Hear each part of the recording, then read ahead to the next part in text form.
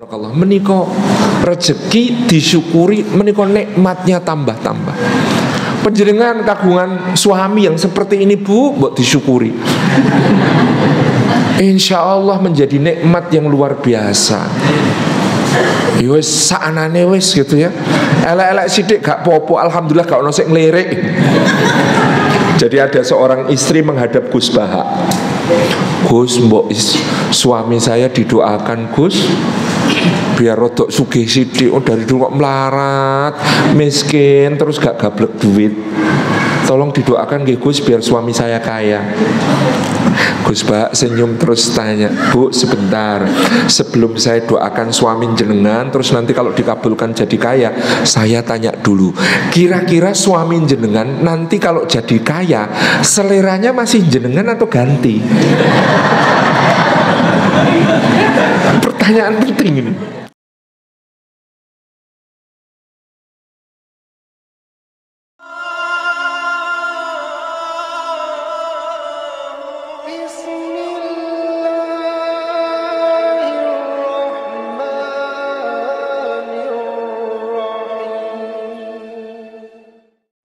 Assalamualaikum warahmatullahi wabarakatuh.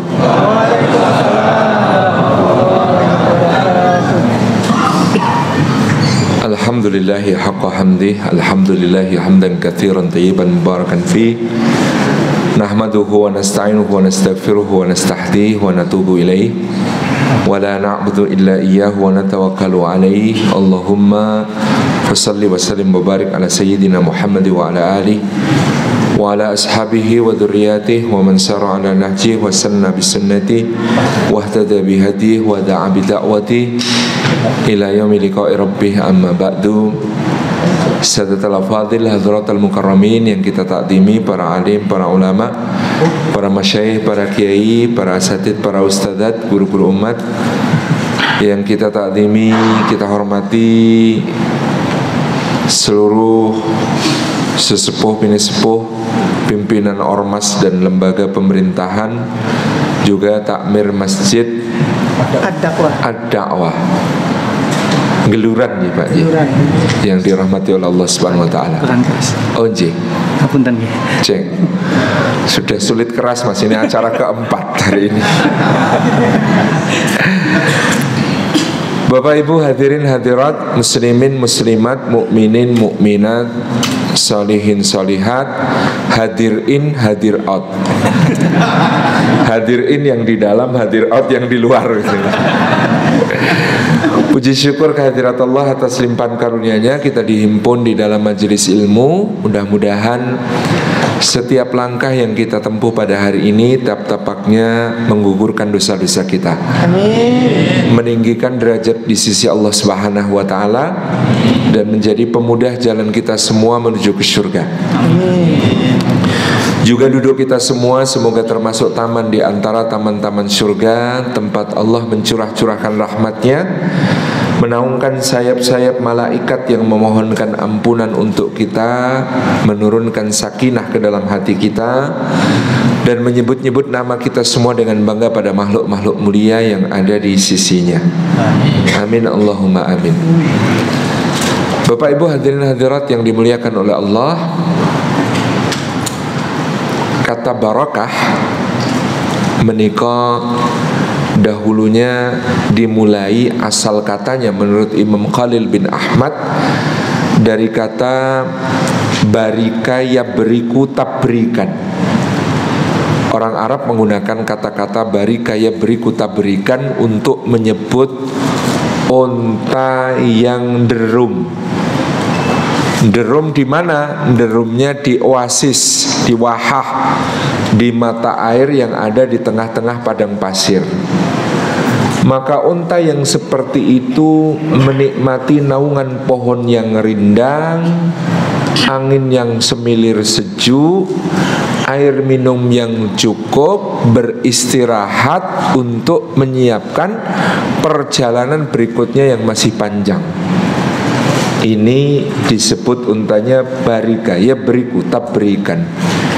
Maka kalau yang disiplin berbahasa biasanya tidak cocok dengan ungkapan mendoakan dengan kalimat mabruk. Karena mabruk itu arti asalnya ya tadi derum gitu. Tapi kan sudah menjadi lagu ya tidak apa-apa. Mabruk alfa, mabruk gitu. Alaika mabruk itu karena ini sudah menjadi bahasa yang slang begitu sehari-hari. Kalau arti asalnya tadi masih ke makna derum tadi. Kalau masih dalam bentuk mabruk, barika ya beriku berikan. Lalu orang Arab menambahkan huruf alif pada kata barika menjadi baroka, yubariku, barokatan. Nah kata baroka, yubariku, barokatan ini dimaknai keadaan yang dialami oleh manusia serupa unta tersebut, yaitu meskipun sekitarnya panas gersang menyengat, tapi dia tetap merasa sejuk, semilir, airnya cukup, dan dengan itu dia mempersiapkan diri untuk menghadapi berbagai hal yang ada di depan. Itu menjadi kata baroka yubariku barokatan. Masih menurut pakar bahasa Imam Khalil bin Ahmad, maka kata barokah itu mengandung 3 unsur makna. Yang pertama al-luzumu wathubut, nikmat yang tetap dan terus melekat. Yang kedua an-nama wa ziyadah, nikmat yang terus berkembang, meluas, bertambah. Yang ketiga as-sa'adah, nikmat yang membahagiakan. Jadi barokah menika kemudian ketika dirasakan oleh manusia, maka dia meliputi yang pertama al-luzum wasubut, nikmat yang tetap dan terus melekat. Nikmat apakah itu? Nikmat iman. Prasyarat dari adanya barokah adalah iman. Dalam sabda Rasulullah SAW, ajaban li amril mu'min kana kullu amrihi khair. Menakjubkan urusan orang beriman, sesungguhnya semua urusannya itu adalah kebaikan. Walam yaku dzalika illa li mu'min, dan itu tidak terjadi kecuali pada orang beriman. Jadi berarti syarat terjadinya kebaikan yang menakjubkan itu adalah iman. Maka barokah itu prasyaratnya iman. Kalau tidak punya iman, tidak barokah. Meskipun namanya Antonius Barokah, misalnya begitu. Kalau tidak beriman, tidak memenuhi syarat untuk disebut barokah. Apa tadi yang dimaksud Rasulullah SAW? Kenapa kok orang beriman itu urusannya selalu baik dan menakjubkan? Kata beliau, apabila mendapat nikmat dia bersyukur. Dari mana bisa bersyukur? Karena ada iman. Dan apabila mendapat musibah dia bersabar. Dari mana bisa bersabar? Karena iman. Dan baik dia bersyukur maupun dia bersabar sama-sama baik. Apabila dia mendapat nikmat, dia bersyukur. Di mana baiknya syukur, Pak? Satu, orang syukur nikmatnya dijogo. Jadi kalau ada orang dianugerahi nikmat, dia bersyukur kepada Gusti Allah, maka Allah menjamin agar nikmat itu melekat kepadanya, tidak lepas dari dia. Bersyukur. Yang kedua, firman Allah Subhanahu wa taala, wa ita'adzana rabbukum la in syakartum la azidannakum. Kalau bersyukur maka akan ditambah nikmatnya. Jadi orang itu kalau bersyukur, nikmat Gusti Allah melekat, tetap ditambah. Bapak-bapak punya istri, disyukuri maka akan ditambah nikmatnya. Kalau soal jumlah, syarat dan ketentuan berlaku. Abot itu, Pak. Jadi nikmat itu ditambah oleh Gusti Allah Subhanahu wa taala. Saya contohkan, menika air putih, Pak. Kalau kita hanya sebagai makhluk hidup secara biologis, saya butuh air, tubuh mengirimkan sinyal berupa rasa haus, ada air, maka saya minum. Menika secara biologi. Tapi kalau orang beriman, maka dia pandai bersyukur. Syukurnya dimulai dari tafakur. Masya Allah, Allah maha tahu bahwa di Masjid Ad-Da'wah Salim Afilah akan haus. Maka sejak bertahun-tahun yang lalu Allah memerintahkan matahari bersinar di atas lautan. Lalu air laut memanas, akhirnya menguap ke atas menuju ke atmosfer, terkondensasi uap air itu ngumpul menjadi awan, awannya tertiup angin, bergerak berarak menuju ke arah pegunungan. Di atas pegunungan berbeda tekanan, berbeda suhu, akhirnya kemudian menetes, turun sebagai hujan. Begitu turun sebagai hujan, tidak langsung masuk ke tanah, tetapi cobalah tengok dahan dan ranting, pohon dan kebun basah semua. Kemudian netes masuk ke celah-celah tanah, nyusup lama-lama ke dalam celah-celah bebatuan, geser sedikit demi sedikit karena gravitasi makin turun dari pegunungan itu, akhirnya memancar sebagai mata air. Ketika memancar sebagai mata air, ada pabrik yang sudah siap investasi di situ, dimasukkan ke dalam botol. Begitu sudah masuk ke dalam botol, entah sudah lewat berapa tangan, menjadi keuntungan bagi berapa pihak, akhirnya sampai dibeli oleh takmir Masjid Ad-Da'wah, dimasukkan ke dalam gelas. Salim Afilah mengucapkan Bismillahirrahmanirrahim.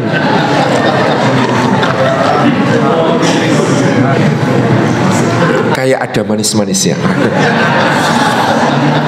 Jadi menikah, kalau orang mensyukuri, itu nikmatnya jadi terasa lebih, Pak. Maka kita itu belajar dari para penikmat kopi menikah, yang kopinya digiling bukan digunting ya, Pak.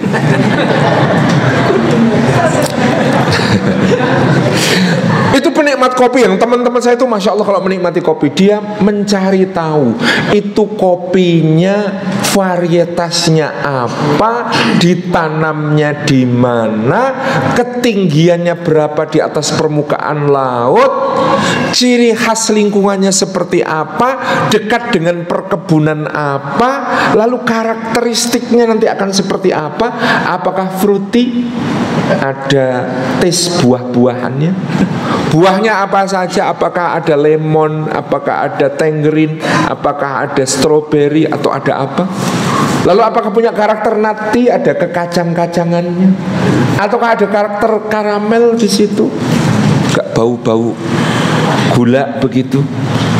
Terus itu prosesnya diapain pasca panennya?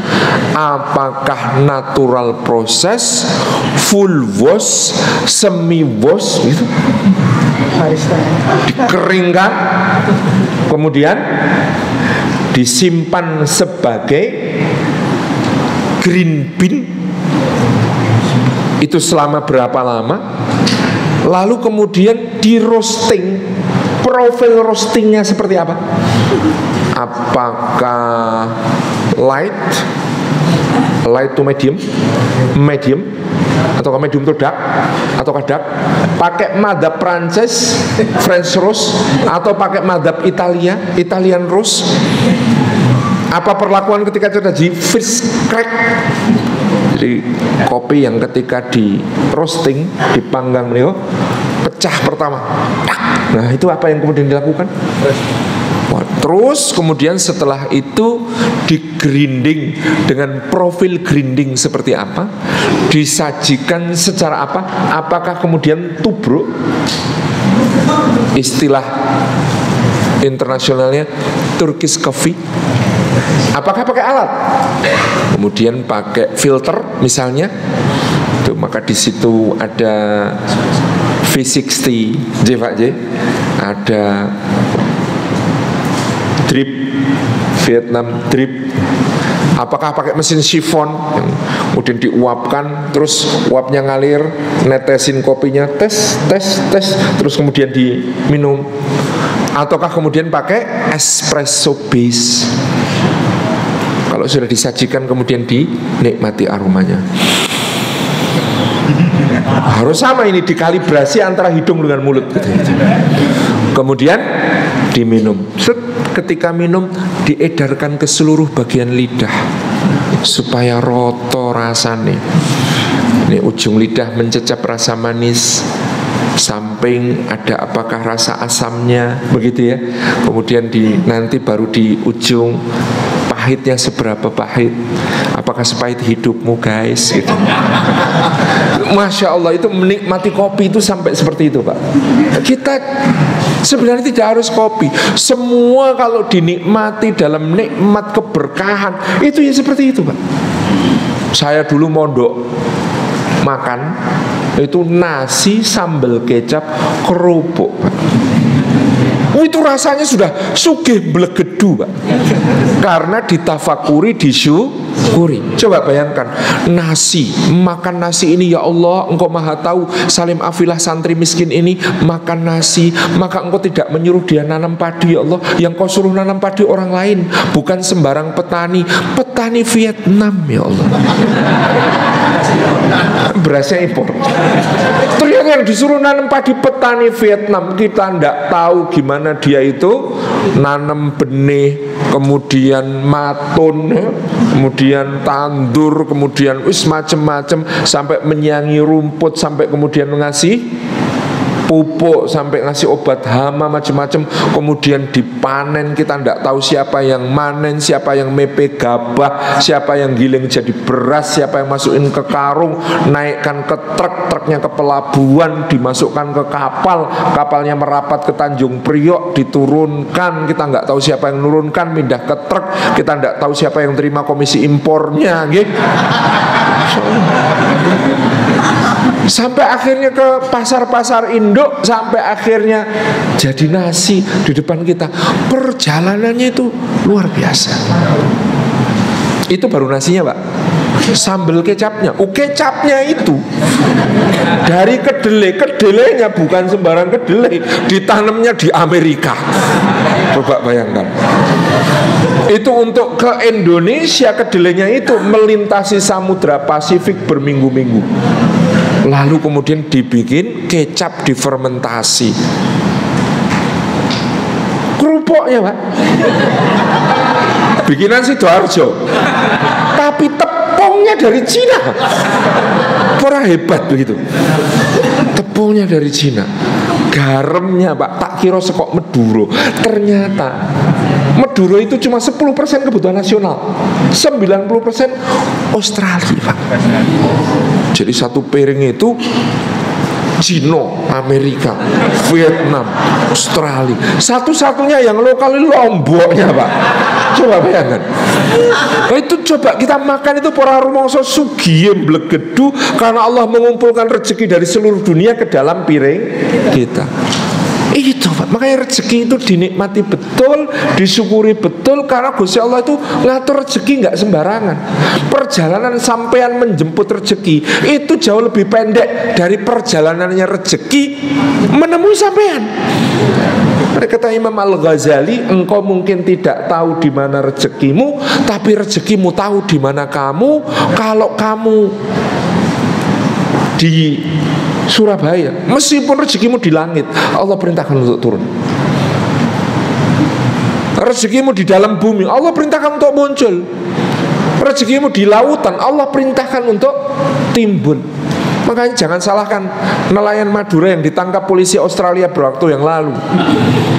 Dia ditanya, kamu orang menangkap ikan di wilayah Australia, ini pelanggaran.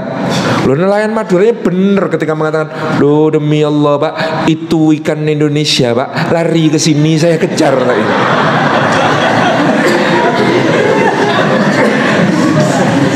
Serius nih. Jadi masya Allah tabarakallah, meniko rezeki disyukuri, meniko nikmatnya tambah-tambah. Penjenengan kagungan suami yang seperti ini Bu, buat disyukuri. Insya Allah menjadi nikmat yang luar biasa. Yowes saanane wes gitu ya.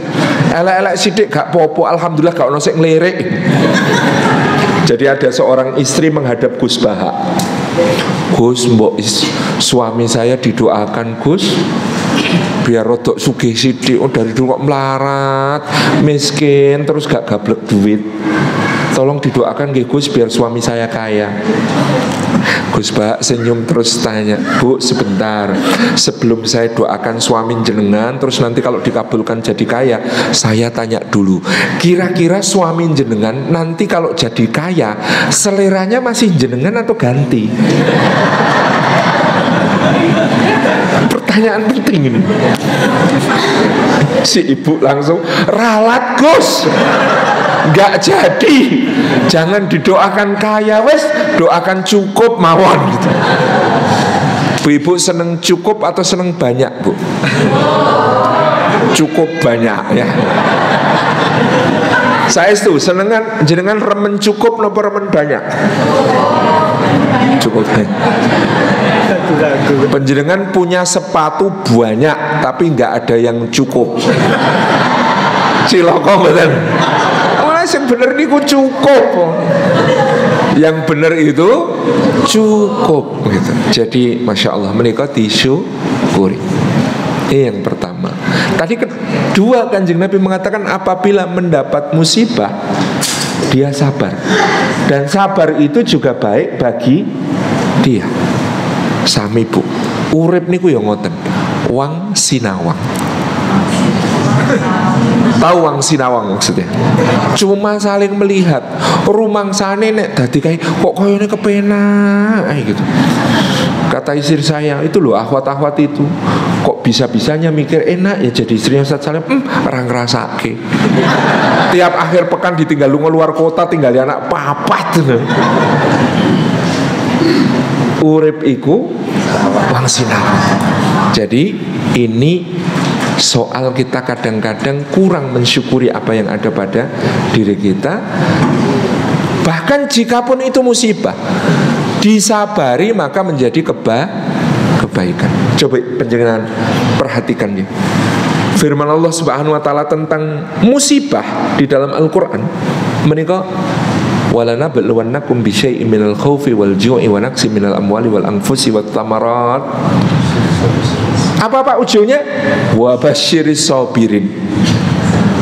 Dan demi pasti akan kami timpakan bala ujian kepada kalian berupa rasa lapar dan juga rasa takut, resah, gelisah, gundah, yo anak-anak ini. Dan berkurangnya harta dan berkurangnya jiwa.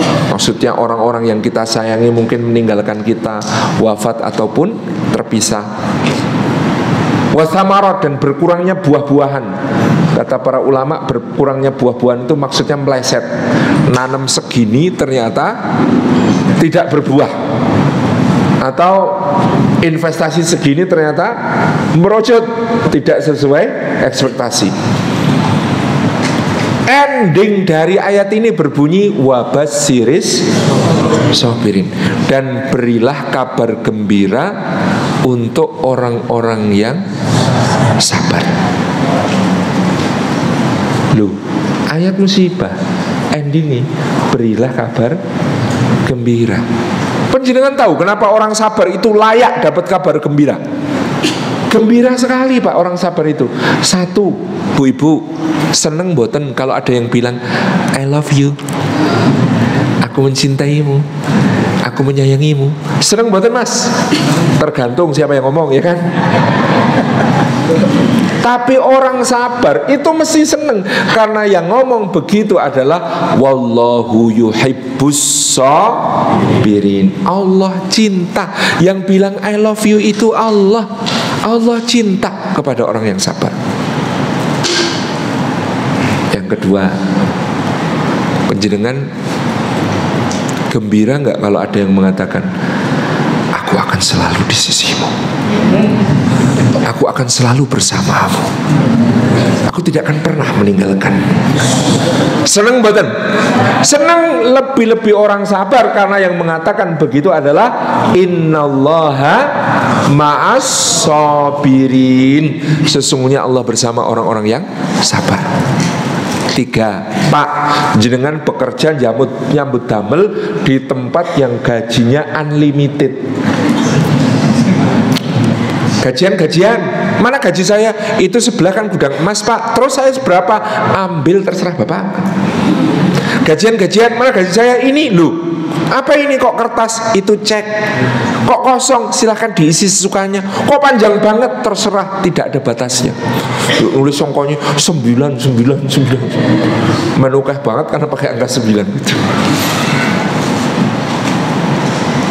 Dan orang sabar itu, ini janjinya Gusti Allah, wa innama yuwaffas sabiruna ajrahum bighairi hisab. Hanyalah orang sabar itu pahalanya digenapkan, disempurnakan Allah tanpa hitungan, tanpa batas. Amal yang lain itu pahalanya ada hitungannya. Sholat kalau berjamaah 27 kali lipat. Penjenengan sodakoh lipat 10 kali atau 700 kali.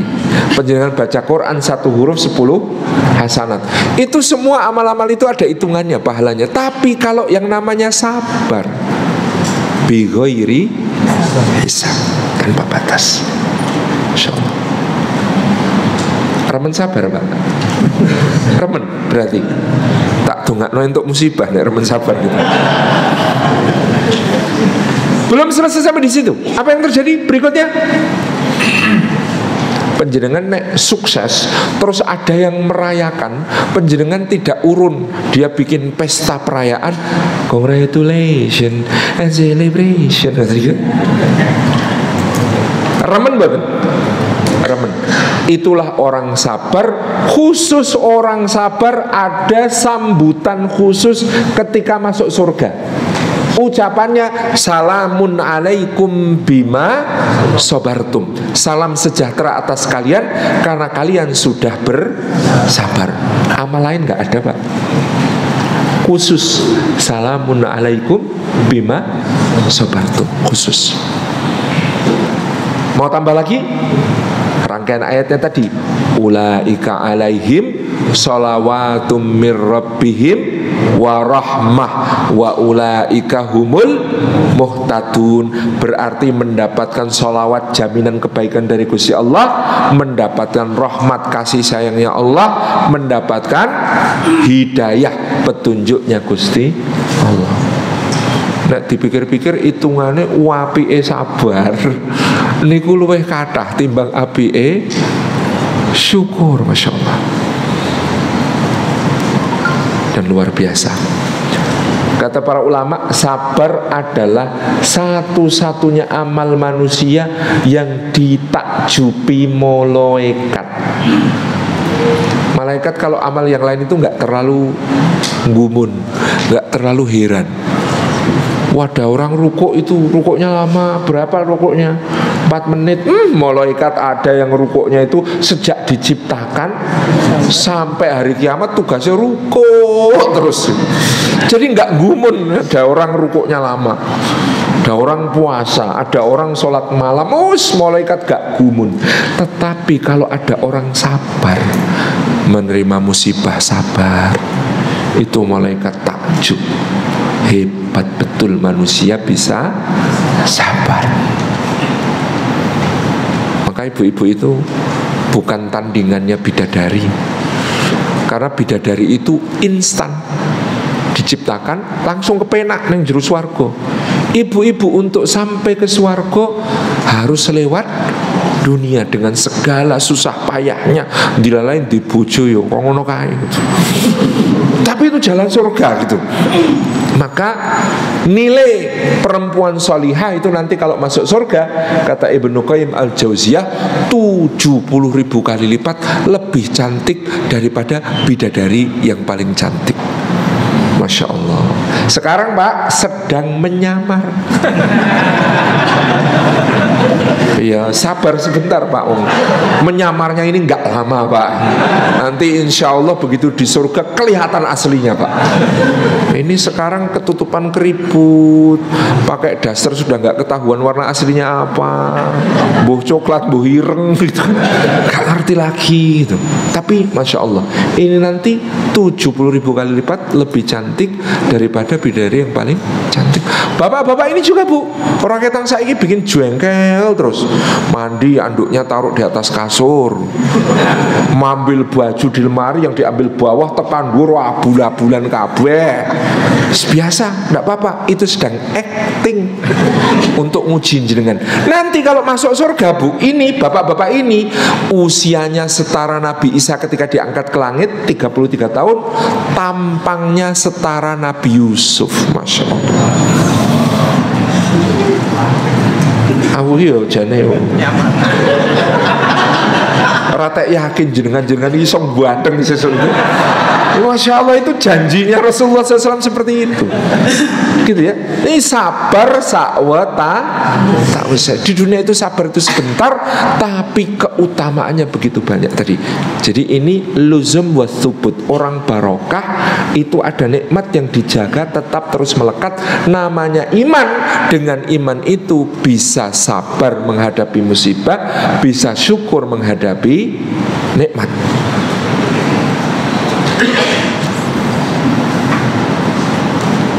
Yang kedua, tadi disebut unsurnya barokah adalah an-nama wa ziyadah. Nikmatnya bertambah, meluas, meningkat. Menika tiyang ingkang barokah.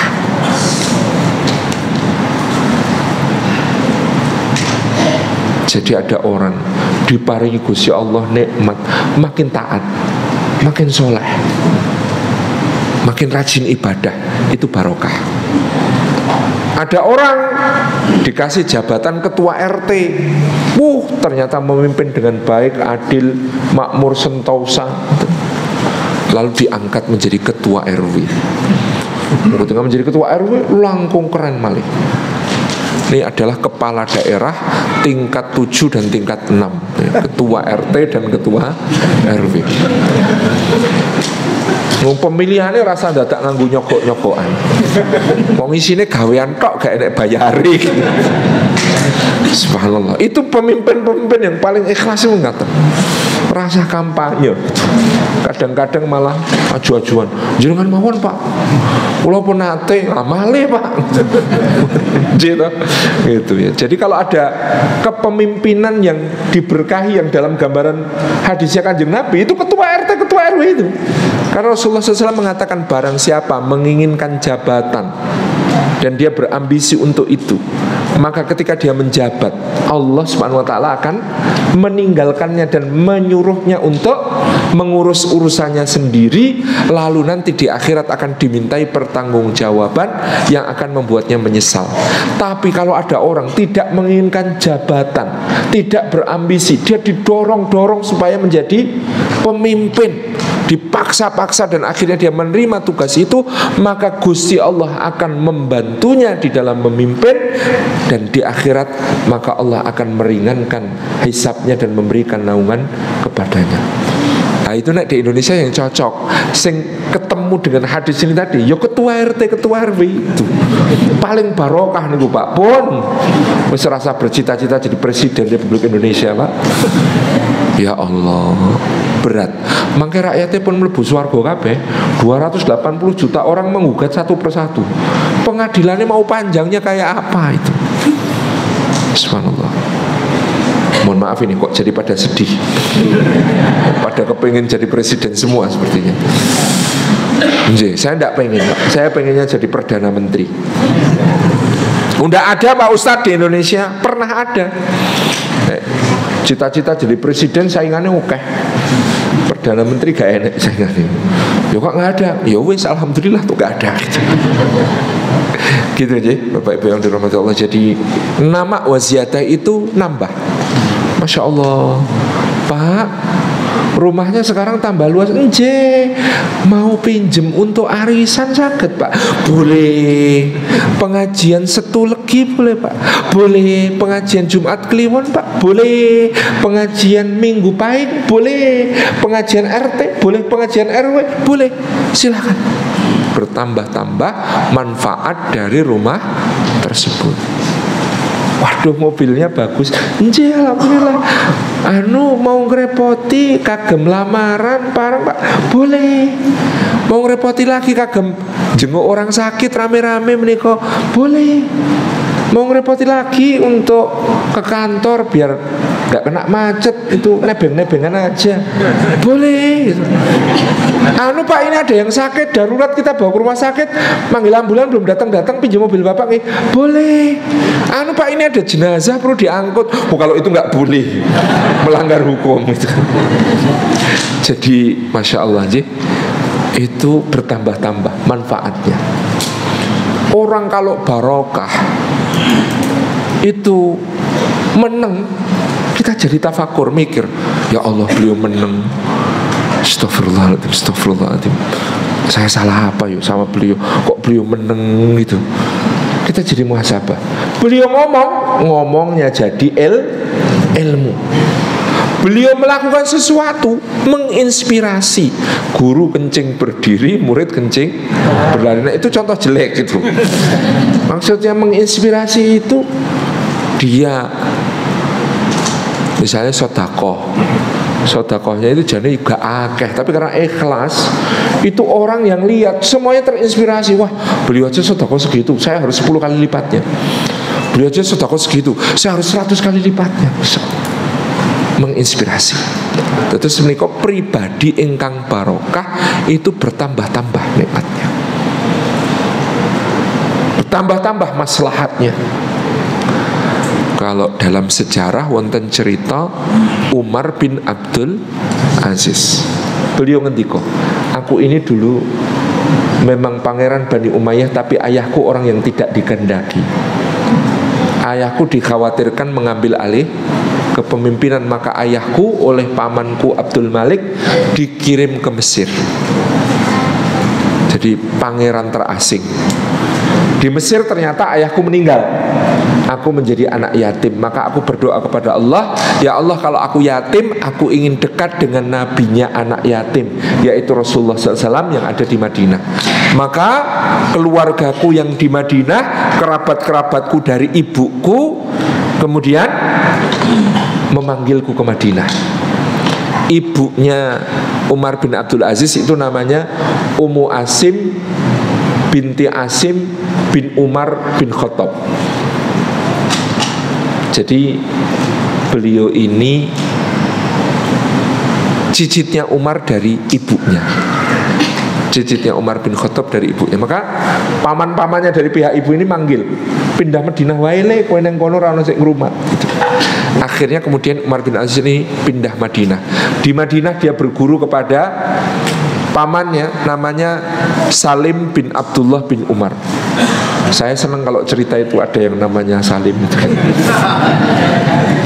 Salim bin Abdullah bin Umar ini yang diberi tanggung jawab mendidik beliau. Di Madinah beliau bergaul dengan para ulamanya, sahabat yang tersisa, para tabi'in. Akhirnya beliau kepikiran, ini kok para ulama di Madinah ini banyak yang kemudian perlu disejahterakan, perlu diberi tunjangan oleh negara, selama ini tidak terperhatikan. Maka dia berdoa di Raudhah, ya Allah, jadikan aku mampu memuliakan para ulama di Madinah. Maka tiba-tiba ada surat keputusan dari khalifah. Waktu itu adalah pamannya Abdul Malik bin Marwan. Umar bin Abdul Aziz diangkat menjadi gubernur Madinah, sekaligus diangkat menjadi menantu, dinikahkan dengan sepupunya sendiri, namanya Fatimah binti Abdul Malik. Jadilah gubernur Madinah.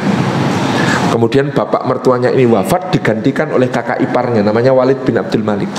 Ketika Walid bin Abdul Malik jadi khalifah, ada seorang tokoh namanya Al-Hajjaj bin Yusuf As-Saqafi menjadi gubernur Irak.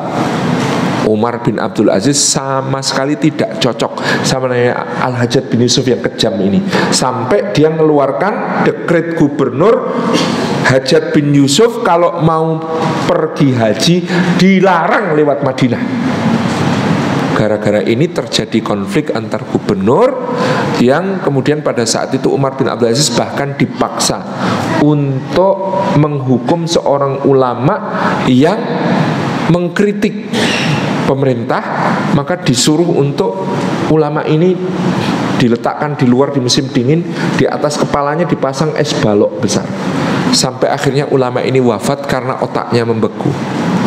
Itu kata Umar bin Abdul Aziz, dosa yang paling aku takutkan kepada Allah kalau aku nanti ditanya, meskipun aku hanya menjalankan perintah, tapi aku tidak berhasil menyelamatkan ulama itu. Akhirnya karena nggak kuat dia mengatakan, ya Allah, aku kalau begini aku cuma jadi tangannya kedoliman ya Allah. Akhirnya betul, ternyata atas usul Al-Hajjaj bin Yusuf, Umar bin Abdul Aziz dicopot dari jabatannya, dipecat. Dia ditarik ke Damaskus untuk menjadi keluarga khalifah tanpa jabatan. Tidak lama kemudian Al-Hajjaj mati, Walid bin Abdul Malik meninggal, naik tahtalah Sulaiman bin Abdul Malik. Umar bin Abdul Aziz berdoa lagi, ya Allah, kalau khalifah ini mau mendengar nasihatku, mudah-mudahan nasihatku menjadi kebaikan bagi kaum muslimin. Betul, ternyata Sulaiman mengangkat Umar bin Abdul Aziz menjadi penasihat khalifah. Maka Umar menasihati khalifah dengan banyak nasihat. Ternyata selama Sulaiman bin Abdul Malik menjadi khalifah, nasihatnya Umar bin Abdul Aziz yang dilaksanakan cuma separuh. Separuh tidak bisa dieksekusi, karena masih banyak pejabat-pejabat yang jahat tadi. Akhirnya Umar bin Abdul Aziz berdoa, ya Allah, kalau engkau memberikan kepadaku wasilah agar semua nasihatku ini bisa dilaksanakan khalifah, maka lakukanlah ya Allah. Ternyata caranya adalah ketika Sulaiman bin Abdul Malik menjelang wafat, anaknya masih kecil-kecil, tidak ada yang bisa diangkat jadi khalifah. Adiknya 2 orang itu berebut pengaruh, namanya Yazid bin Abdul Malik dan Hisham bin Abdul Malik. Ini dua-duanya ini rebutan kekuasaan. Maka dia bingung, manggil ulama namanya Raja' bin Haywah. Raja' bin Haywah mengatakan, kalau Amirul Mukminin ingin hisab nyaringan di akhirat, angkatlah orang bertakwa untuk jadi khalifah. Siapa? Umar bin Abdul Aziz. Padahal Umar ini adik ipar sekaligus sepupu, jadi nggak masuk garis pewaris tahta sebenarnya. Cuma adik ipar dan cuma sepupu. Tapi qadar Allah, kemudian beliau menjadi khalifah. Pertama beliau kaget. Beliau berdiri di Masjid Umawi di Damaskus, menyatakan kepada rakyat, aku berlepas diri atas wasiat Khalifah Sulaiman yang mengangkatku menjadi penggantinya. Kalau kalian memang ingin menjadikan orang lain sebagai khalifah, baiatlah dia. Aku bebaskan kalian untuk memilih khalifah siapapun yang kalian kehendaki. Justru rakyat mengatakan, kamu kami menghendaki kamu. Lalu dia dibaiat hari itu. 2,5 tahun beliau menjadi khalifah, memerintah dengan adil, sampai pada waktu itu tidak ada orang yang mau menerima zakat di masa pemerintahan beliau. Bukan semua orang tiba-tiba menjadi kaya, Pak, tapi semua orang merasa terhormat dengan keimanannya, merasa orang lain lebih membutuhkan daripada dirinya, saking berkahnya. Ada seorang gembala menyadari Umar bin Abdul Aziz ini wali kekasih Allah, karena selama Umar bin Abdul Aziz menjadi khalifah, itu dia kalau gembalakan domba-dombanya, bahkan di dekat serigala itu nggak ada yang memangsa domba. Bahkan serigalanya itu berperilaku seperti anjing gembala yang menjaga domba-domba. Suatu hari ada seekor serigala menerkam seekor anak domba. Penggembala ini nangis geru-geru nggak karu-karuan. Temennya itu, "Mbok, jangan lebay toh. Biasa aja cuma 1 ekor diterkam serigala, sedih kayak gitu." Kata penggembala itu, aku tidak menangisi domba itu, aku menangisi pemimpin yang adil itu. Pasti hari ini dia sudah wafat. Karena biasanya serigala tidak memangsa domba, kok hari ini kembali serigala memangsa domba, berarti pemimpin adil itu sudah wafat. Benar, itulah hari wafatnya Umar bin Abdul Aziz. Jadi kalau ada pemimpin kok adil, itu barokahnya kena semua makhluk, Pak. Nah, kok Indonesia belum dapat, Kat? Lawong tukang tambal bannya masih nebar paku biar tambal bannya laris kok. Gimana ceritanya mau dapat pemimpin yang seperti itu? Lawong yang bagian pengadaan itu belanjanya masih notanya double kok. Gimana mau dapat pemimpin seperti itu? Lah yang di pasar jualan, anak timbangannya bawahnya masih pasangi magnet kok. Gimana mau dapat pemimpin seperti itu? Jadi memang belum memenuhi syarat. Nanti insya Allah kalau Pak Guru sudah tidak korupsi kapur gitu. Kalau guru itu korupsi apa ya Pak ya? Ya paling korupsi waktu, tekone nelat mulai gasi gitu. Nah, yang lain itu kalau dibenahi semua rakyatnya baik, maka Rasulullah mengatakan kama takunu yuwalla alaikum. Seperti apa keadaan kalian, seperti itu pula kalian akan diberi pemimpin. Ini sudah mulai nyerempet. Kita kembali ke jalan yang benar ya. Iya, soalnya kemarin saya dibilang di Rustik waktu di Jogja, Raja Jawa. Ngeri-ngeri sedap itu barang gitu. Subhanallah. Jadi Bapak Ibu yang dirahmati Allah Subhanahu wa taala, menika nama waziyadah. Jadi nikmatnya itu bertambah-tambah. Nikmatnya itu terus diberikan keleluasaan oleh Gusti Allah. Hartanya berkembang, manfaatnya berkembang. Demikian pula pribadinya berkembang menjadi semakin lebih baik. Pengaruhnya berkembang, memberi kemaslahatan kepada yang lebih luas. Itu barokah. Nama waziyadah. Yang ketiga disebut barokah menika kalau saadah, ada kebahagiaan mengiringi. Tapi yang dimaksud kebahagiaan di sini adalah bahagia karena ketaatan. Mari kita melatih agar kita itu bahagia karena taat kepada Gusti Allah. Sholat, ngerasa kenikmati sholat. Sujud, ngerasa kelezatnya sujud. Baca Quran, ngerasa keenaknya maos Quran. Itu yang perlu kita perjuangkan. Karena celaka-celakanya orang di dunia ini yang kalau ketaatan dia merasa tersiksa, tapi kemaksiatan dia bahagia. Ini ku bahaya. Ada orang yang nemu bahagianya itu kalau di kemaksiatan. Padahal seharusnya kita merasakan kebahagiaan di dalam ketaatan. Saged sholat, remen, Masya Allah. Saya kok saged sholat, wow. Saged curhat sama Gusti Allah, nikmat ya Allah. Saya kok saged puasa hari ini, maka puasa tadi buka puasa itu rasanya bahagia sekali. Nggih toh? Orang buka puasa itu bahagia. Itu ketaatan itu seharusnya seperti itu, membahagiakan. Jadi kita perlu mengasah hati kita supaya bahagia dalam ketaatan. Dan kalau bahagia berdoa Pak. Penjenengan tahu kenapa orang buka puasa itu doanya mustajab? Karena lagi seneng Pak. Bahagia karena Gusti Allah. Nyuwun sewu. Ada orang penjenengan mungkin niku luwih kuat lendungo nek susah napa nek seneng. Biasanya kita ini lebih khusyuk doanya kalau lagi ada masalah atau lagi baik-baik saja. Lagi susah.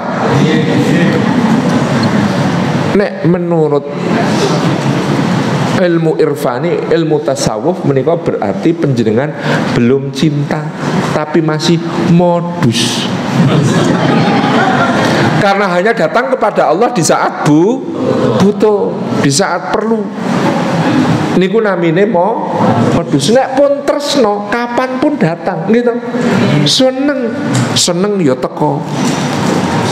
Maka kita dilatih pada saat buka puasa itu untuk berdoa. Doanya mustajab. Kenapa? Seneng. Wong buka puasa itu seneng, doanya mustajab. Nenek penjenengan kok senenge berdoa hanya di saat susah. Kamu kok Gusti Allah itu kalau ada yang berdoa seneng mboten? Seneng. Allah itu seneng kalau hambanya berdoa.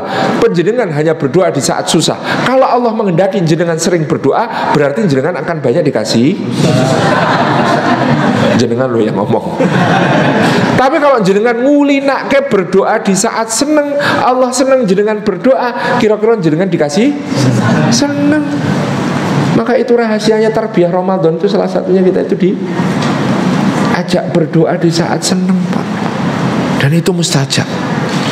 Wong seneng donga mustajab. Maka itu disebut cinta tadi. Soale wis ndonga ketika seneng juga, bukan cuma saat susah. Nek saat susah tok le ndonga modus. Jadi ini yang ketiga, barokah itu bahagia karena taat. Konsekuensi di bahagia karena taat, penjenengan kalau berdoa, Bu, berdoa itu sudah seneng dengan berdoanya. Bahwa nanti dikabulkan atau tidak itu urusan belakangan. Neng donga tok niku pun seneng. Kata Sayyidina Umar bin Khattab, aku kalau sudah berdoa itu aku sudah seneng. Kenapa? Aku tidak peduli lagi nanti dikabulkan dalam bentuk apa, kapan, seperti apa, wes gak peduli. Karena kalau Allah sudah mengilhamiku untuk berdoa, berarti Allah sudah memberi karunia. Nek cilokone itu orang yang tidak pernah diilhami untuk berdoa, gak ndonga. Keteranganipun Imam Ibnu Athaillah As-Sakandari, penjenengan pilih pundi, dikasih bunga lalu ditinggal pergi oleh kekasih, atau enggak dikasih bunga tapi ditemenin duduk di taman berduaan ngobrol asik dari pagi sampai petang. Seneng yang mana kira-kira? Sama orang yang disayangi itu seneng yang mana? Dikasih bunga lalu ditinggal pergi, dikasih bunga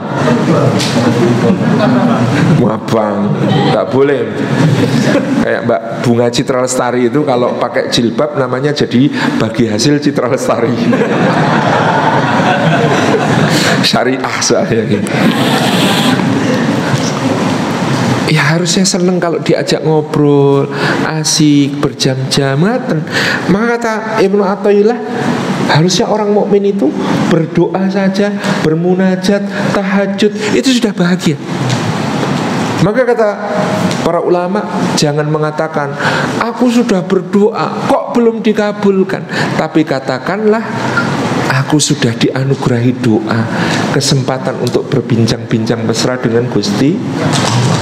Jangan mengatakan aku sudah sholat, puasa, kok belum kaya, tapi katakanlah aku sudah dianugerahi sholat dan puasa yang lebih berharga daripada dunia seisinya. Masya Allah. Menika barokah. Jadi ini pengertiannya barokah. Kok pun jam 2. Ini baru muqaddimah ini masalahnya. Muqaddimah ta'rif tentang barokah. Bagaimana mewujudkan barokah itu di dalam kehidupan kita? Salah satunya yang kita bisa baca dalam salah satu rangkaian ayat di surat Asy-Syu'ara. Ini salah satu rangkaian ayat kesukaan saya, menghayati kehambaan kepada Gusti Allah supaya hidup barokah. Itu di 5 ayat antara ayat ke-78 sampai 82 surat Asy-Syu'ara. Firman Allah Subhanahu wa taala, "Alladzi khalaqani fahuwa yahdin, walladzi huwa yut'imuni wa yasqin, wa idza maridtu fahuwa yashfin, walladzi yumituni tsumma yuhyin, walladzi atma'u ay yaghfira li khati'ati yaumiddin. Ini adalah kata-kata Nabi Ibrahim alaihi salam menggambarkan hubungannya dengan Gusti Allah. Ini seharusnya hubungan kita sebagai hamba dengan Gusti Allah. Karena ini contoh dari Khalilur Rahman, kekasih pun Gusti Allah. Apa kata Nabi Ibrahim? Hubunganku dengan Gusti Allah, pertama, alladzi khalaqani fahuwa yahdin. Allah adalah zat yang menciptakan aku, maka dia pula yang memberi hidayah kepadaku. Pertama, penjenengan mau uripe barokah harus diawal dengan kesadaran betapa luar biasanya Gusti Allah menciptakan kita. Laqad khalaqnal insana fi ahsani taqwim. Panjenengan menika diciptakan dalam sebaik-baik bentuk, seindah-indah proporsi. Tidak ada makhluk di langit maupun di bumi yang lebih indah daripada panjenengan semua. Walaupun nglumpukke foto-foto simpanse, gorila, orangutan, monyet, kera, niku kula golek-goleki, alhamdulillah mboten nonton sing luwih ganteng timbang kula. Tidak ada makhluk di bumi ini yang lebih ganteng, lebih cantik daripada manusia. Sampai pun makhluk khayalan, nggak ada kita bisa membayangkan makhluk yang lebih indah dari manusia. Contohnya alien di film-film alien Hollywood. Ono sing alien kok luwih apik mbang menungso. Kenek, Bang. Alien ki nek ra campur kadal, campur apa serangga gitu-gitu Pak. Iya. Gak ada, Pak. Saking indahnya manusia. Tapi kalau manusia ini hanya mengandalkan penciptaannya, tidak mendapat hidayah Gusti Allah, tsumma radadnahu asfala safilin, direndahkan kedudukan serendah-rendahnya, kalah sama kewan. Panjenengan kalau cuma mengandalkan bagus, ayu, tinggi, langsing, putih, glowing, kalah sama kewan.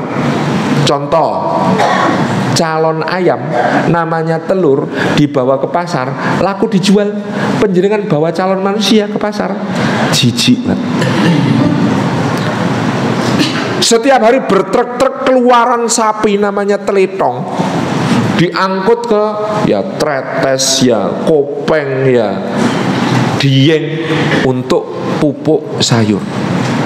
Kalau panjenengan bawa truk isinya kotoran manusia, suruh putar balik, Pak. Nggak diterima yang kayak gini, Mas, di sini. Saya pernah di Hong Kong diajak panitia makan sop sarang burung. Lalu saya tanya, sarang burung itu yang dimasak apanya? Oh, sarang burung itu memang terbuat dari berbagai jerami, daun-daun, rumput-rumput. Tapi untuk merangkainya itu burungnya menggunakan air liurnya. Nah, air liur ini yang diambil untuk dijadikan bahan sop. Satu mangkok 500.000. Oh, saya tahu lu, daripada air liur burung, air liur saya ini lebih mahal. Ternyata gak payu, Pak. Kalah sama burung. Kalau terjadi kenakalan remaja pada kambing, sehingga ada kambing jantan remaja menghamili kambing milik tetangga, pemilik kambing yang dihamili seneng apa susah, Pak? Seneng, Pak. Nek menungso, dadi ribut, rame itu. Maka kalau hanya mengandalkan penciptaan, kita ini kalah dari hewan. Maka benar Nabi Ibrahim, alladzi khalaqani fahuwa yahdin. Allah yang menciptakan aku, maka dia memberi hidayah kepada aku. Maka nikmat di atas segala nikmat ba'da penciptaan kita adalah nikmat hidayah. Ini yang harus dijaga kenceng-kenceng sesuai dengan makna barokah tadi. Nikmat hidayah, insyaallah. Yang kedua kata Nabi Ibrahim, waladhi huwa yut'imuni wa yasqin. Dan Allah itu yang memberi aku makan dan juga memberi aku minum. Senes bojo, Bu. Nanti anak istriku ku kasih makan apa? Dudu kowe dul, sik kena idul. Ora ana kowe dhek yo iso mangan, wong Gusti Allah sik maringi rezeki. Dan rezeki itu ajaibnya tadi seperti yang saya sudah ceritakan. Coba bayangkan cicak itu, Pak. Penjenengan kalau jadi cicak pasti protes sama Gusti Allah. Ya Allah, salah desain ya Allah. Kok bisa salah desain? Makanan saya punya sayap semua ya Allah, bisa terbang ke sana kemari ya Allah. Lah saya kok enggak bisa ya Allah. Nemplok di dinding tok. Tapi cicak tidak protes karena cicak tahu tugasnya hanya diam-diam merayap. Coba diperhatikan lagu berikutnya. Datang seekor nyamuk. Yang datang nyamuknya apa cicaknya? Nyamuknya. Yang datang rezekinya apa sampean? Rezekinya. Tugas berikutnya cuma hap lalu ditangkap. Alhamdulillahilladzi at'amana wa saqana wa ja'alana minal muslimin. Lu rezeki itu harus dipikir sesepele itu, Pak, bahwa semua orang rezekinya dijamin oleh Gusti Allah. Wa ma min dabbatin fil ardi illa Allahi rizquha. Tidak ada yang melata di atas bumi melainkan Gusti Allah menjamin rezeki. Sayangnya manusia, ya memang manusia, makhluk lain enggak gitu. Itu sering mengira rezeki sama dengan gaji. Padahal banyak orang gajinya besar, sebenarnya rezekinya kecil. Wong mau makan manis, jangan Pak diabetesnya. Mau makan asin, jangan Pak hipertensinya. Mau makan gurih, jangan Pak kolesterolnya. Mau makan kacang saja lo, jangan Pak asam urat. Ini belum pada tahu sih. Penelitian terbaru, kacang menurunkan asam urat. Menurunkan dari perut turun ke kaki. Gitu. Jadi ada orang gajinya besar, ternyata rezekinya kecil. Dan ada orang gajinya kecil, ternyata rezekinya kecil. Yang besar ya anten. Ada, saya punya temen itu guru TPA Utun, Pak, ngajar ngaji, tugasnya itu sejak muda. Tapi akhlaknya baik, kemana-mana naik motor. Motornya itu Honda 70. Bunyinya itu jelek nong ewer-ewer jelek itu. Pokoknya saya penting rodane gelem glundung dia seneng. Tapi kemana-mana nyapa, monggo Pak, monggo Bu, seneng sekali sama orang. Ngajar ngaji, nggak dibayar, nggak popo gitu. Masya Allah. Ini Mbak, yang kayak gini Mbak, potensi rezekinya besar. Nah, suatu saat di dekat rumahnya berdiri perumahan mewah. Di tengah perumahan mewah itu dibangun masjid megah. Di samping masjid megah itu dibikin rumah marbot. Pengembang bermusyawarah dengan tokoh-tokoh masyarakat. Kira-kira yang ditunjuk jadi marbot siapa ya? Nah, tokoh masyarakat aklamasi Mas Ustadz yang itu. Karena baik sama semua orang, ngajar ngaji ikhlas, akhirnya jadi marbot di masjid itu. Tinggal di masjid itu, hidupkan kegiatan, ngajari ngaji, ngimami, adzan, macam-macam. Satu saat masjid ada kegiatan, dia pinjem mobil salah satu pemilik rumah di perumahan itu. Pak, pinjem mobil kagem kegiatan masjid bisa? Oh bisa Pak Ustadz, silahkan dipakai. Hari berikutnya ternyata pemilik mobil itu ketagihan. Mas Ustadz, mobil saya dipakai lagi kapan?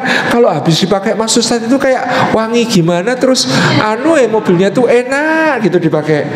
Kapan Mas Ustadz mobil saya dipakai lagi?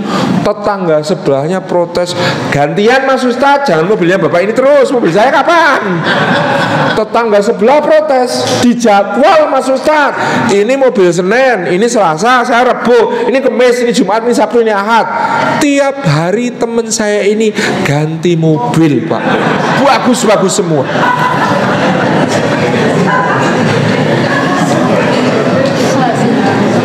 Dan para pemilik mobil yang juga pemilik rumah-rumah mewah di perumahan itu, kalau berangkat ke kantor naik sepeda sesuai anjuran dokter. Gusti Allah itu kalau bagi rezeki sok lucu-lucu begitu. Mula soal rezeki itu enteng-entengan mawon Pak, ampun dipikir jero-jero. Karena memang Gusti Allah juga santai baginya itu. Aman kita ini, dijamin sama Gusti Allah. Wong yang namanya rezeki itu kadang-kadang soal rasa. Di Paris, Prancis ada chef namanya Chef Dudonyong. Itu chef bintang 3 Michelin plus. Saking terkenalnya kalau mau makan raciannya beliau itu harus antri reservasi beberapa bulan sebelumnya. Nanti kemudian hari H datang, wah nanti mano dae ora kena pesen. Jadi terserah chefnya mau masakin apa. Yang keluar pertama sop, bening koyo kobokan itu. Keluar kedua appetizer. Appetizernya itu mbuh kicot, mbuh keong apa begitu. Itu dipasang terus ada apa namanya? Sausnya. Seret. Terus habis itu ada hidangan utamanya. Apa ya enak? Ya mungkin, tapi kalau Allah hendak mencabut rasa enak, dilalai sariawan Pak hari itu. Rampung itu nggak jadi enak. Atau giginya kambuh sakitnya, atau murus-murus masuk angin, selesai, nggak jadi enak. Petani di Gunung Kidul nyangkul dari jam 6, jam 9 istrinya datang bawa teh panas wangi sepet legi kental dengan nasi ketan ditaburi parutan kelapa. Masya Allah, enak. Gitu. Di Dubai, di Tower Burj Al Arab yang bentuknya kayak layar kapal itu ada satu manajemen hotel Waldorf Astoria, itu nyewakan kamar yang satu kamar itu per malamnya 350 juta. Itu kan mestinya yo kasure mendut, bantuale empu, enak. Tapi gak iso diajak ngobrol bentale. Bahaya itu. Apakah tidur di situ dijamin nyenyak, Pak? Ya mboten, nek saya tidur di situ ya mikir bayare kok. Gak iso turu blas itu. Kalau digratisi Pak Ustaz, digratisi ya mikir mbok ya iki diparingi mentahan wae gitu. Kan gitu. Tapi ada anak pemulung di atas gerobak bapaknya, alasnya itu kerdus, selimutnya koran, bantalnya kayu. Nyenyak Pak, digugah susah. Rezeki itu Gusti Allah yang bagi. Makanan paling lezat, harganya paling mahal bisa dibeli, tapi nikmatnya makan Allah yang bagi. Nikmatnya tidur, kasur yang paling mahal, paling mendut-mendut bisa dibayar, tapi nikmatnya tidur Allah yang bagi. Ngoten mawon. Sak sugih-sugih wong apa nek mangan sekali mangan 700 piring? Kan mboten, tetap sepiring. Apakah enak? Nek ngeleh mesti enak, Pak. Orang itu kalau lapar, apapun ya mesti enak. Jadi simple ngoten niku mawon, mikir ke rezeki ampun jeru-jeru, Pak. Gitu nggih. Jadi kita merasakan itu. Walladzi huwa yut'imuni wa yaskin. Gusti Allah yang memberi aku makan, memberi aku minum pun niku diyakini insyaallah sampai akhir hayat dicukupi Gusti Allah. Maka soal rezeki jangan khawatir, aman. Sing jenengan perlu khawatir sing dereng dijamin. Kalau rezeki sudah dijamin, yang belum dijamin apa? Surga. Am hasibtum an tadkhulul jannah. Apa kowe rumangsamu kowe bakal mlebu swarga? Itu belum dijamin. Maka kalau panjenengan bekerja itu bukan untuk mencari rezeki, karena rezeki sudah dijamin. Bekerjalah dalam rangka beribadah kepada Gusti Allah. Insyaallah ngoten niku aman. Yang ketiga, wa idza maridtu fahuwa yashfin. Niki motone PKU Muhammadiyah gitu. Di mana-mana ada ayatnya wa idza maridtu fahuwa yashfin. Dan apabila aku sakit, Allah yang akan menyembuhkan aku. Niki nggih yakin jenengan pikantuk sakit, pikantuk musibah, pikantuk leloro, pikantuk semua cobaan, kehilangan, kekurangan, maka Gusti Allah yang akan memberi ganti yang lebih baik. Dalam surat At-Taubah Rasulullah diperintahkan untuk mengatakan qul la yusibana illa ma kataballahu lana huwa maulana. Ayat ini indah sekali. Qul, katakan hai Muhammad, la yusibana, tidak akan pernah menimpa kami illa kecuali ma kataballahu lana, apa-apa yang Allah tetapkan untuk kami, huwa maulana, dialah pelindung kami. Tegasin apa Pak? Orang mukmin itu yakin kalau takdir musibah, tidak akan ada musibah yang menimpa kecuali yang ditakdirkan. Apakah begitu makna ayat ini? Bukan Pak.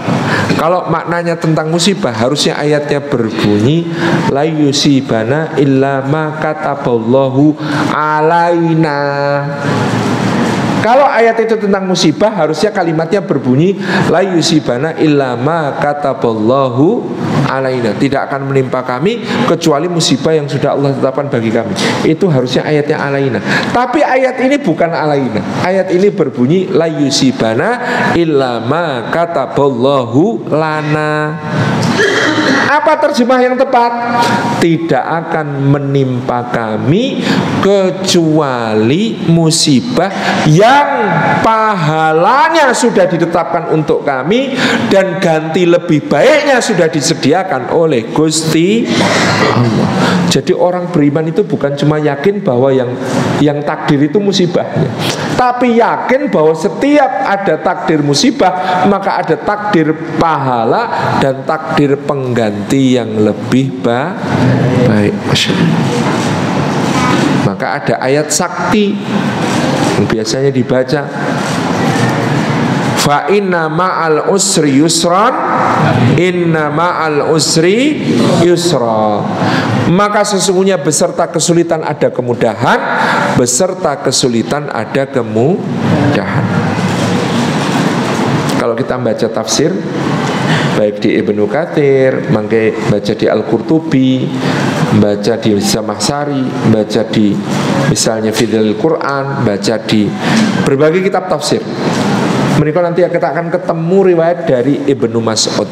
Ibnu Mas'ud menafsir ayat ini dengan mengatakan tidak mungkin satu kesulitan bisa mengalahkan dua kemudahan. Tidak mungkin satu kesulitan bisa mengalahkan dua kemudahan. Maksudnya itu seperti Pak. Kan kita tadi menerjemahkan ayatnya berbunyi, maka sesungguhnya beserta kesulitan ada kemudahan, beserta kesulitan ada kemudahan. Kesulitannya ada berapa? Dua. Kemudahannya ada berapa? Dua. Niku bahasa Indonesia. Coba kembalikan ke bahasa Arab. Fa inna ma'al usri yusron. Inna ma'al usri yusron. Berapa kesulitannya? Satu Pak. Kenapa? Karena pakai alif lam. Sesuatu kalau pakai alif lam dalam bahasa Arab disebut makrifat. Makrifat artinya definitif. Cuma satu dan terbatas. Inna ma'al usri, inna ma'al usri. Jadi karena usri kesulitannya itu pakai alif lam, itu sebenarnya cuma satu meskipun disebut dua kali. Paham ya? Karena pakai alif lam berarti cuma satu. Sedangkan mudahnya pakai alif lam boten. Yusron, yusron. Berarti dia ada dua. Dan nakiroh maknanya tidak terbatas. Maka menerjemahkan ayat ini sebenarnya yang tepat begini bunyinya. Maka sesungguhnya beserta satu kesulitan yang tertentu terdapat dua kemudahan yang tidak terbatas. Makna ayatnya itu luar biasa. Maka beserta satu kesulitan yang tertentu terdapat dua kemudahan yang tidak terbatas. Niki sing janji sinten Bu? Allah, ampun dipadake janjine paijem. Nyaure sesuk, dakoni sesuk, katanya nyaur sekarang utangnya. Kan aku bilang besok. Besoknya ditanya, wah besok. Nek ditagih luwih galak timbang sing. Niku lak janjine menungso. Ini janjinya Gusti Allah. Sesungguhnya beserta satu kesulitan yang tertentu terdapat dua kemudahan yang tidak terbatas. Wa idza maridtu fa huwa yashfi. Kalaupun aku diuji oleh Gusti Allah, Allah pasti akan membukakan jalan keluar untuk. Yang keempat, waladhi yumituni thumma yuhyin. Dan Allah adalah zat yang akan mematikan aku lalu menghidupkan aku lagi. Panjenengan nek mau waktunya di dunia berkah, kata para ulama, cobalah ingat mati. Karena mati itu bisa datang kapan saja. Tidak harus tua, tidak harus sakit. Nek kudune lho, kudune lah. Kan harusnya yang tua dulu. Tapi ternyata enggak. Banyak yang tua enggak mati-mati, anak muda malah mati. Ya kayak kita-kita ini. Ya mudah-mudahan lebih duluan panjenengan daripada saya, misalnya gitu ya. Ya enggak apa-apa kalau enggak begitu atau sebaliknya, ya saya belakangan, insyaallah. Monggo, milih mana? Pilih panjenengan duluan atau saya belakangan? Saya sama-sama senang insyaallah gitu. Contoh.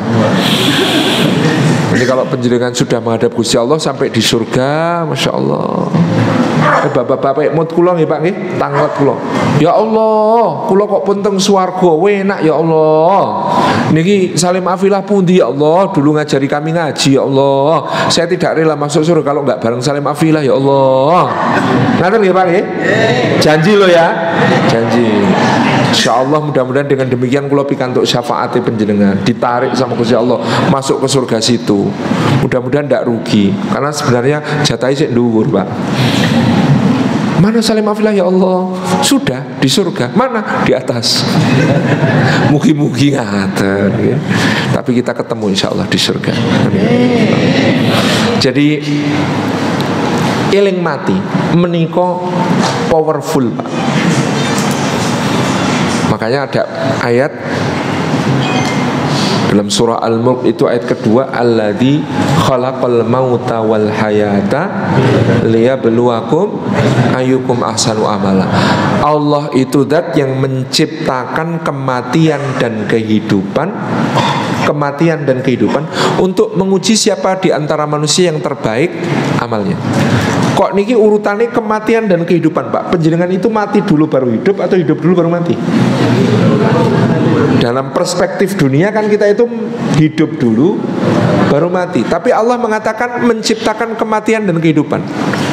Kata Ibnu Abbas tafsirnya, karena hakikat dunia adalah kematian dan hakikat akhirat adalah kehidupan. Maka sebenarnya Allah berfirman, Allah yang menciptakan dunia dan akhirat untuk menguji siapa di antara kalian yang terbaik amalnya.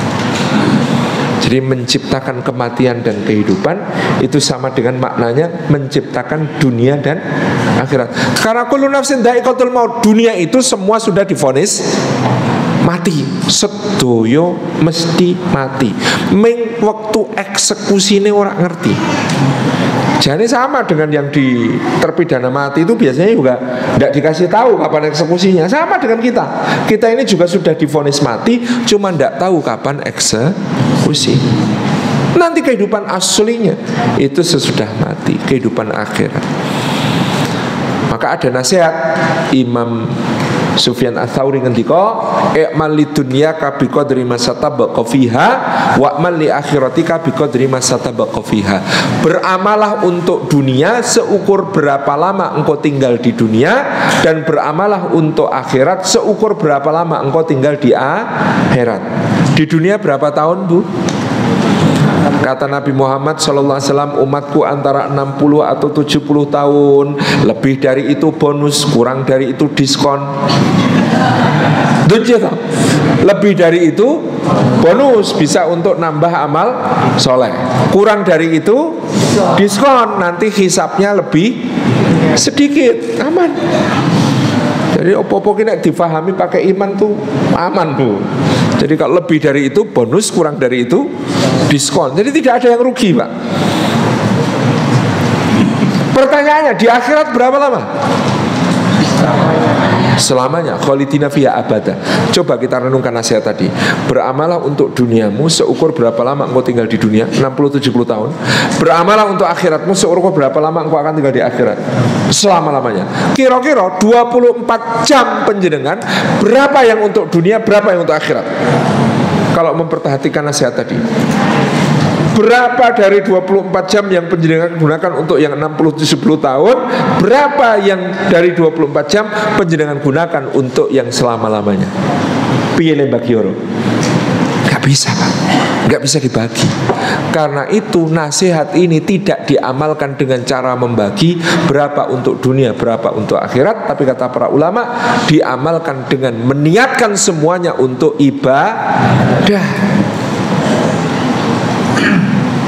Maka semua menika saged kagem ibadah dalam kehidupan kita. Sewu, Pak. Ada ungkapan, tuku sapi oleh tali, tuku tali ora oleh sapi. Paham penjenengan? Orang kalau beli sapi pasti dapat tali, karena tidak mungkin bawa sapi tanpa pakai tali. Tapi kalau beli tali, saya belum pernah dengar ada toko jualan tali program promo berhadiah sapi.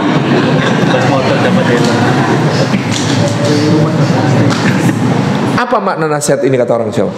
Jenengan nek niate akhirat, dunianya pasti dapat. Nek niate donya, akhirate ora entuk. Maka semua aktivitas kita itu bisa menjadi ibadah, Pak. Makan, maka ada doa sebelum makan, adab-adab makan, doa sesudah makan. Tidur, maka ada berwudu sunnahnya, berzikir, kemudian berdoa sebelum tidur. Nanti kalau ada mimpi buruk, tangi, ada tuntunannya harus ngapain gitu ya. Nanti bangun tidur, berdoa sudah bangun tidur. Jadi ibadah tidur itu. Bahkan ke WC, ke toilet itu ibadah. Ada doanya masuk toilet. Masuk toilet pakai kaki kiri, di dalam toilet jangan nyanyi gitu kan. Sunnahnya begitu. Nanti buang air besar, buang air kecil. Ini bahasa Indonesia, bahasa Melayu itu rujukannya, Pak, itu istinja, pakai air. Maka disebut buang air kecil karena air yang dibuang untuk membersihkan kecil. Disebut buang air besar karena air yang dipakai untuk membersihkan besar. Jadi itu bukan air yang dibuang itu yang disebut air besar dan air kecil, Pak. Tapi yang dipakai untuk membersihkan. Sok kleru biyen. Aku dulu waktu kecil juga belum tahu, tanya sama ibuku, katanya buang air besar. Kok nggak ada airnya, Bu? Mau padat semua. Karena yang dimaksud air besar adalah air yang dipakai untuk membersihkan. Kita diajari untuk misalnya istibro. Bapak-bapak preso istibro. Istibro itu menjaga jangan sampai sesudah istinja nanti celana dipakai ternyata ada yang merembes, ada sisa-sisa yang belum tuntas. Karena itu akan menjadi sebab diadab di alam kubur. Seperti sabda Nabi, tidak hati-hati soal kencing. Maka bapak-bapak itu istibro'nya caranya bagaimana? Dehem, Pak. Selain mungkin ditekan-tekan, dah beres, terus nah, ini kok tuntas. Jadi kalau ada yang lagi dehem di toilet jangan diganggu. Itu lagi istibro. Apalagi, Pak, semua bisa jadi ibadah. Jadi dari makan, tidur, buang air, semuanya ibadah. Satu-satunya yang saya belum menemukan tuntunannya supaya jadi ibadah itu rokok, Pak. Karena tidak ada doa sebelum merokok, tidak ada doa setelah merokok. Jadi kalau ditanya apakah merokok itu haram, Ustaz? Yo ndak tahu. Cuman itu sulit dijadikan ibadah karena tidak ada contohnya untuk doa sebelum dan doa sesudah. Beda sama makan, beda sama tidur, beda sama ke toilet, gitu. Beda. Kalau Ustadz Abdul Somad lebih dark joke. Ada jamaah tanya, Pak Ustadz, saya ini kan pencandu rokok, nanti kalau masuk surga apa boleh minta rokok? Kata Ustadz Abdul Somad, fihi ma tastahi anfusukum, lakum fiha ma tastahi anfusukum, walakum fiha ma tatta'un. Di surga itu kamu akan mendapatkan apapun yang kamu minta dan apapun yang baru terbersit keinginannya di dalam dada. Semua akan dapat. Jadi rokok pasti kalau Bapak menginginkan, Bapak minta dalam surga pasti dikasih sama Allah. Persoalannya cuma untuk menyalakan rokok perlu api. Di manakah letak api? Penjenengannya baik. Gitu gitu. Jadi Masya Allah, ini terakhir Pak. Jadi mikir ke mati, hidup sesudah mati, menikah insya Allah akan menjadikan hidup kita lebih bermakna. Terakhir, waladhi at'amu ayaghfirli khati'ati yaumiddin, yaitu zat yang aku harapkan mengampuni dosa-dosaku pada hari pembalasan. Menikah contoh tawaduknya Nabi Ibrahim alaihissalam. Beliau tidak mengatakan, dan zat yang aku harapkan membalas amal-amal solehku, ibadahku pada hari pembalasan. Betul. Tapi mengampuni dosa-dosaku pada hari pembalasan. Karena apa? Hakikatnya kata Nabi Muhammad SAW, tidak ada orang yang masuk surga karena amalnya. Amal niku Pak, tinggu bayar nikmat gak cukup. Penjenengan mau beramal jungkir balik kayak apapun, membayar nikmat Allah niku mboten cukup. Maka kita beribadah dalam rangka menjemput ridhonya Gusti Allah. Kalau Allah sampun ridho, alhamdulillah, insya Allah kita menjadi hamba terbaik. Demikian yang dapat kami sampaikan. Waktu jiwa yang memisahkan. Jazakallahu khairan.